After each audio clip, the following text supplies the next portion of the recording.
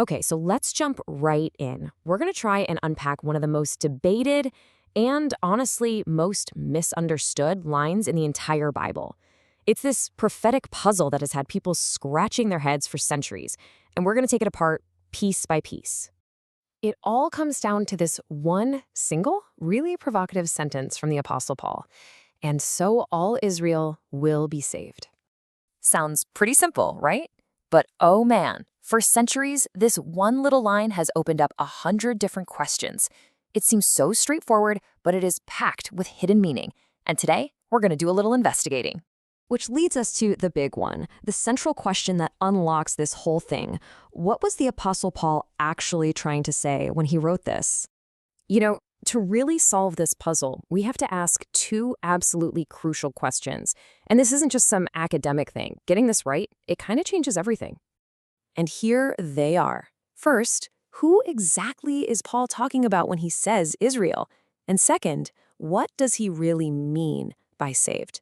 Because misunderstanding these two simple words, that's the root of so much of the confusion. It can actually lead you into a life of fear and just constant striving. So let's start digging in. We're going to tackle that first critical piece of the puzzle, the identity of Israel. And what's amazing is Paul himself gives us the key to unlock his whole argument a couple of chapters earlier. He says, "For not all who are descended from Israel are Israel." Whoa, okay, that one sentence, it's absolutely central to understanding everything else he's about to say. And this lays out the distinction he's making so clearly. On one side, you've got outward Israel, which is all about physical descent, human lineage, what Paul calls the flesh. But then he contrasts that with covenant Israel. And that group is defined completely differently, by an inward participation in God's promise, something rooted in his mercy and his calling. It's not just about your family tree. So here's the bottom line, the crucial point. Your identity in the covenant isn't just about your physical heritage.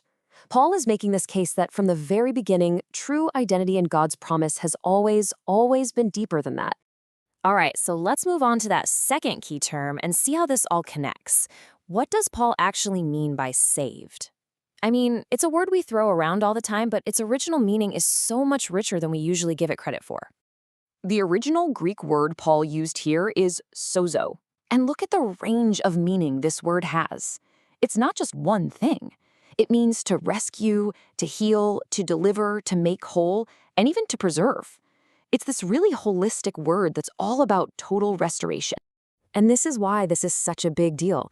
Salvation isn't just about what happens after you die, a ticket to the afterlife. It is a present rescue, right now, into a totally new way of life.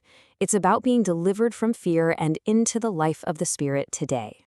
So now we get to the practical problem that comes up when we get these terms mixed up. It's this danger of living in what you could call a new-old covenant. Sounds weird, but stick with me. To get it, we have to understand Paul's term, the flesh. And he's not just talking about your body. For him, the flesh is a whole way of living. It's human life running on self-effort, self-trust, and religious performance, all totally separate from the actual life of God. It's basically the engine that drives religious burnout and fear. And this is what leads to that exhausting cycle that trap so many people fall into. You say you believe in grace, but you live by fear and pressure. You try and strive in your own strength. And what's the result? Always the same: exhaustion and burnout. You call it the new covenant, but man, it feels just like the old one. So, how do we get out of that trap? Let's switch gears and look at the solution, the application of all this, and really focus on the transformative power of getting this right. And this is really a word for weary believers. This is for anyone who heard that description of burnout and thought, yep, that's me. Anyone who's just tired of trying to live this life in their own strength. And here it is. This is the core encouragement. This is the shift. Stop trying to produce by your own effort what only the Spirit can produce by His life in you. It's an invitation to just stop striving and instead trust the life of Christ that's already there. So let's redefine this thing based on everything we've looked at.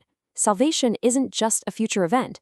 It is the rescue from a life in the flesh, from that world of striving and fear, and into a life in the Spirit. It's a real present-day experience of transformation. And this really brings it all home. The invitation on the table is to let the deliverer deliver you now. Not someday, but today.